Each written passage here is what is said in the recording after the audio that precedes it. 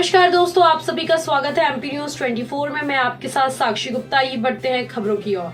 आज राहुल गांधी ने जनसभा को संबोधित करते हुए कहा कि नरेंद्र मोदी हार के डर से कांप रहे हैं, इसलिए वो लगातार एक के बाद एक झूठ बोल रहे हैं। वो जानते हैं कि हिंदुस्तान की जनता समझ गई है कि नरेंद्र मोदी अरबपतियों के नेता हैं, गरीबों के नहीं। वो जानते हैं कि हिंदुस्तान की जनता संविधान की रक्षा के लिए खड़ी हो गई है। वो जानते हैं कि इलेक्शन उनके हाथ से निकल गया है। कांग्रेस नेता राहुल गांधी जी ने क्या कुछ कहा, आप सुनिए आगे के वीडियो में। कांग्रेस पार्टी ने निर्णय लिया है कि कानूनी मिनिमम सपोर्ट प्राइस हिंदुस्तान के किसानों को दी जाएगी। भाई और बहनों, न्याय होना चाहिए।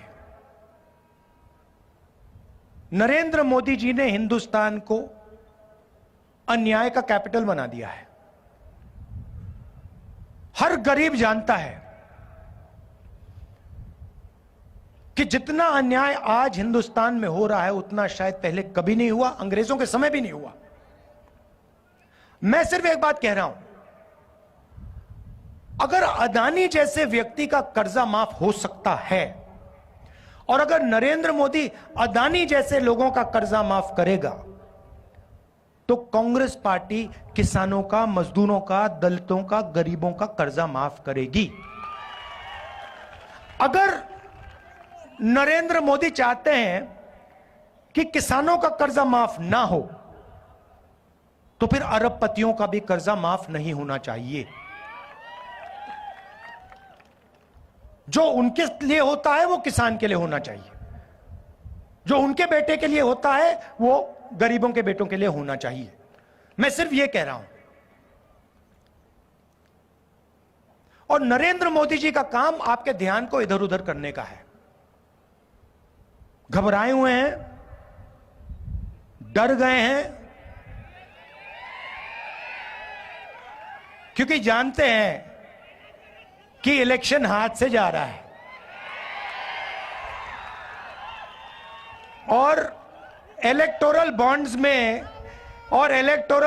में इतनी चोरी हुई है कि इलेक्शन के बाद उनकी मुश्किल हो जाएगी। तो घबराहट में है तो एक के बाद एक झूठ बोल रहे हैं।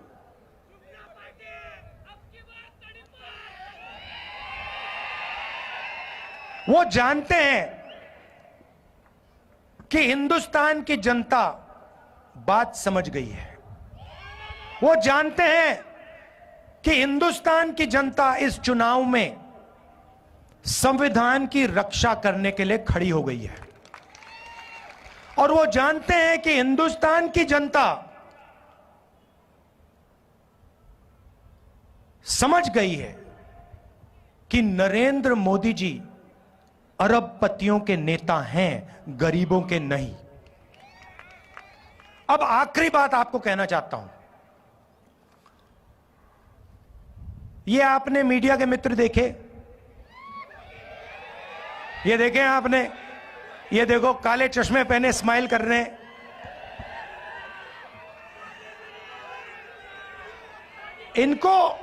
इनको आपने कभी भी किसानों की बात करते हुए सुना है, देखा है?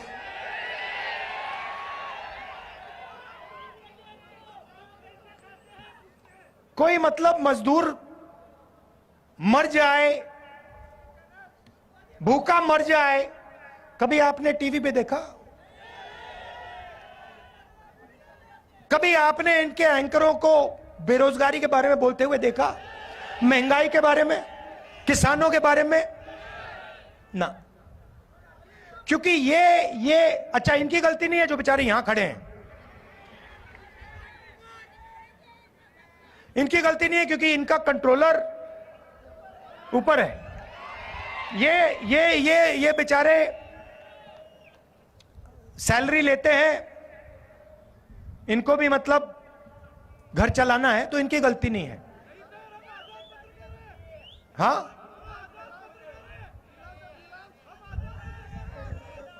एक दो आजाद हो सकते हैं मगर बाकी गुलाम हैं।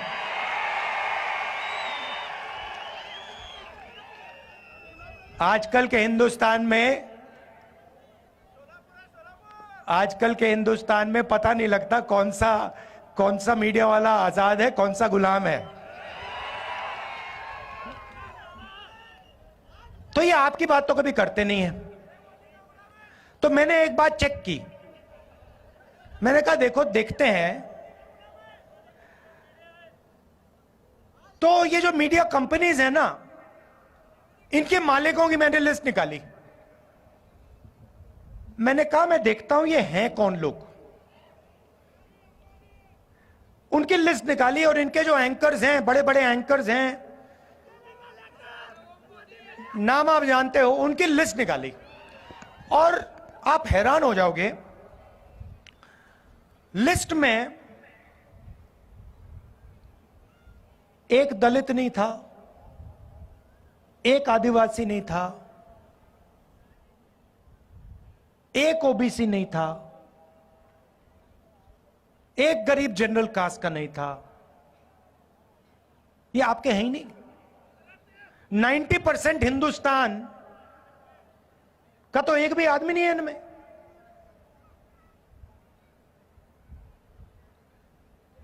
पिछड़े वर्ग के कितने लोग हैं हिंदुस्तान में? चुप हो गए सब। अच्छा, हिंदुस्तान में दलित कितने? 15%। आदिवासी कितने? 8%। पिछड़े वर्ग के लोग कितने? कोई नहीं जानता, मगर कम से कम 50%। कम से कम 50, 15 और 8 कितने हुए?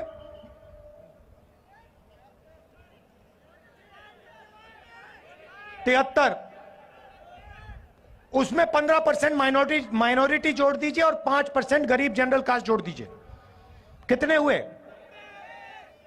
90 प्लस हो गए। 90% आबादी में से एक आदमी नहीं मिलेगा आपको मीडिया में। एक नहीं है। ये आपके हैं ही नहीं।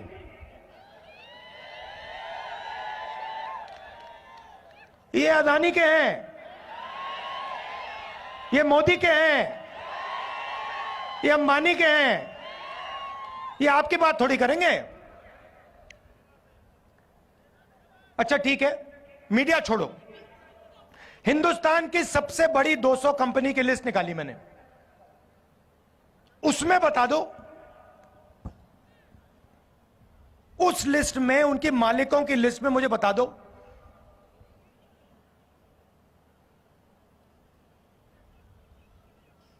मराठा कितने, धनगर कितने, खटीक कितने, यादव कितने, बता दो। जीरो। 50% में से कोई नहीं, 15% में से कोई नहीं, 8% में से कोई नहीं, 90% में से कोई नहीं, सारे के सारे सीनियर मैनेजमेंट में कोई नहीं।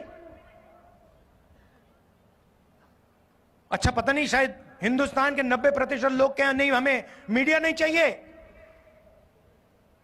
हमें हिंदुस्तान का कॉर्पोरेट इंडिया में भी भागीदारी नहीं चाहिए। तो ठीक है, फिर सरकार को देखते हैं। हिंदुस्तान की सरकार को 90 लोग चलाते हैं, आईएएस अफसर हैं। बजट को वो बांटते हैं। हर रुपया बजट का कहां जाता है वो निर्णय लेते हैं, 90 लोग लेते हैं। महाराष्ट्र में कितना पैसा जाएगा, सड़कों में कितना जाएगा, सेना को कितना मिलेगा, अग्निवीर होगा या नहीं होगा, ये सारे के सारे निर्णय ये 90 लोग लेते हैं। मुझे बताओ, 90 में से पिछड़े वर्ग के कितने? 3। दलित कितने? 1। आदिवासी कितने? 1। और अगर आप बात समझना चाहते हो तो अगर हिंदुस्तान की सरकार बजट में 100 रुपए खर्च करती है तो ओबीसी, दलित, आदिवासी अफसर 6 रुपए 10 पैसे का निर्णय लेते हैं। आपकी आबादी 90%, आपकी भागीदारी 100 में से 6 रुपए 10 पैसा। और फिर नरेंद्र मोदी 24 घंटे घूमता रहता है, कहता है कि मैं ओबीसी हूं। और मैंने जाति जनगणना की जैसे बात छेड़ी, ये इसको बैठाया गया है। जैसे ही मैंने कहा कि देश में जाति जनगणना होना चाहिए, देश का एक्सरे होना चाहिए, दूध का दूध, पानी का पानी होना चाहिए, नरेंद्र मोदी कहते हैं हिंदुस्तान में तो कोई जात है ही नहीं, 2 ही जात हैं, एक अमीर है और एक गरीब है। अच्छा, अगर 2 ही जात हैं तो भैया आप कहां के ओबीसी बन गए? तो जैसे ही हमारी सरकार बनेगी, जाति जनगणना हम पूरे देश में करवा देंगे। और इकोनॉमिक सर्वे और संस्थाओं का सर्वे, मतलब किसके पास कितना धन है, पिछड़ों के पास कितना धन है, पिछड़ों की क्या भागीदारी है, हर वर्ग की आबादी कितनी है, भागीदारी कितनी है,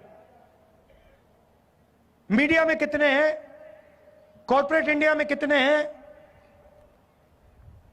प्राइवेट अस्पताल के मालिकों में कितने हैं, यह काम हम करेंगे।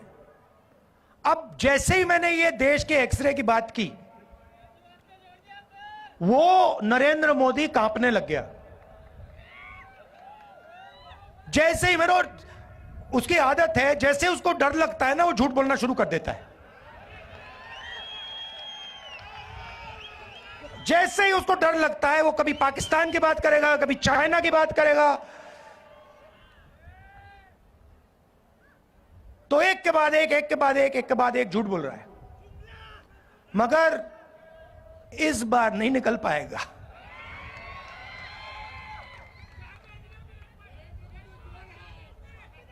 पता नहीं आपने सुना नहीं सुना, वो एक योजना लाए, इलेक्टोरल बॉन्ड्स वाली, सुनिए आपने? उसमें क्या किया, सबसे पहले कहते हैं कि इलेक्टोरल बॉन्ड से हिंदुस्तान में जो भ्रष्टाचार है वो खत्म होगा। और फिर क्या किया, कहते हैं कि जो भी पैसा देना चाहता है किसी भी राजनीतिक पार्टी को, बिना नाम दिखाए पैसा दे सकता है। सुप्रीम कोर्ट ने कहा भैया ये तो कानूनी नहीं है, इसको रद्द करो। और सुप्रीम कोर्ट ने उनकी स्कीम को रद्द कर दिया। उसके बाद नरेंद्र मोदी और सरकार जिन लोगों ने उनको पैसा दिया उनके नाम नहीं रिलीज करना चाह रही। सुप्रीम कोर्ट ने कहा भैया जिन्होंने आपको पैसा दिया उनके नाम दो और कौन सी तारीख पे पैसा दिया वो बता दो। स्टेट बैंक पे दबाव डाला, वो ये इंफॉर्मेशन रिलीज ही नहीं कर रहे थे। फिर इंफॉर्मेशन रिलीज होती है, पता लगा एक दिन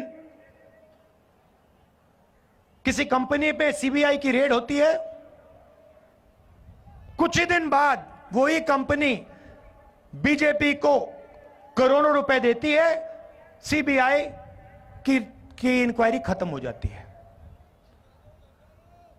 बड़ा कॉन्ट्रैक्ट दिया जाता है, हजारों करोड़ रुपए का कॉन्ट्रैक्ट दिया जाता है, और कॉन्ट्रैक्ट मिलने के 10-15 दिन बाद वो कंपनी बीजेपी को हजारों करोड़ रुपए पकड़ा देती है। सड़क पे जो एक्सटॉर्शन कहा जाता है ना, जो सड़क पे एक्सटॉर्शन, गुंडे एक्सटॉर्शन करते हैं ना,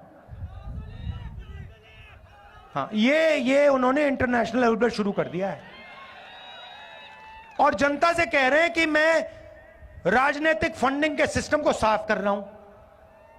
आप कैसे साफ कर रहे हो? अगर आप साफ कर रहे होते तो आप कहते भैया जो भी पैसा दे रहा है नाम सामने रखो, कौन से दिन दिया, किसने दिया, हिंदुस्तान की पब्लिक को बताओ। मगर नहीं,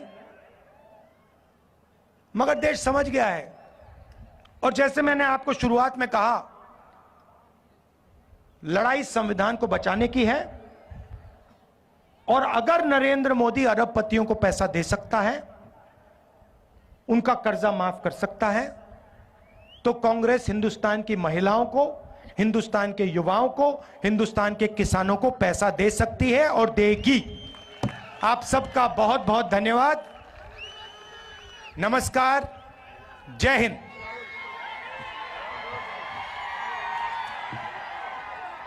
धन्यवाद राहुलजी।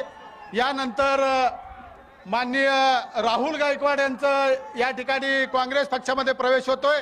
मी काँग्रेस पक्षाचे नेते माननीय राहुलजी गांधी आणि माननीय नानाभाऊ पटोले यांच्या शुभ हस्ते या ठिकाणी सत्कार संपन्न होतोय। सर्व नेते मंडळी आणि आपले दोन्ही उमेदवार माननीय आमदार प्रणितीताई शिंदे आणि धैर्यशील दादा मोहिते पाटील हे दोघेही अभिवादन करतील। मी चेतन भाऊ नरोटे यांना विनंती करतो की त्यांनी आभार प्रदर्शन करावं। आपण इथं सर्वजण आलात त्याबद्दल सगळ्यात